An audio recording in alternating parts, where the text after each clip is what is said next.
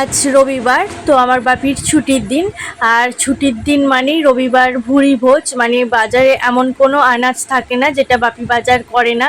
তারপরে মাছ মাংস এগুলো তো আলাদাই, মানে আনাজ কোনোটাই বাকি থাকে না। তো যাই হোক, ভুঁড়ি ভোজ মানে এই যে মা রান্না করেছে খাসির মাংস, পাতলা পাতলা আলু দিয়ে ঝোল, আর লাউ ডাঁটার চচ্চড়ি, এদিকে পমফ্রেট মাছ, তারপরে আর কি আছে, পটল ভাজা। তো দেখেছেন, খাসির মাংস, পমফ্রেট মাছ, চচ্চড়ি, মানে এলাহি ব্যাপার। রবিবার মানেই প্রথমেই বললাম যে ভুঁড়ি ভোজ। তো আমাদের এই একটা রবিবার বলে নয়, প্রত্যেক রবিবারই এরকম ভুঁড়ি ভোজ হয়। মানে আমার বাপি বাজার করতে খুবই ভালোবাসে, ব্যাগ ভর্তি করে, আর আমার মা রান্না করতে খুব ভালোবাসে। তাই প্রত্যেক দিনই প্রায় ভুঁড়ি ভোজই হয়, আর রবিবারটা স্পেশালি হয়।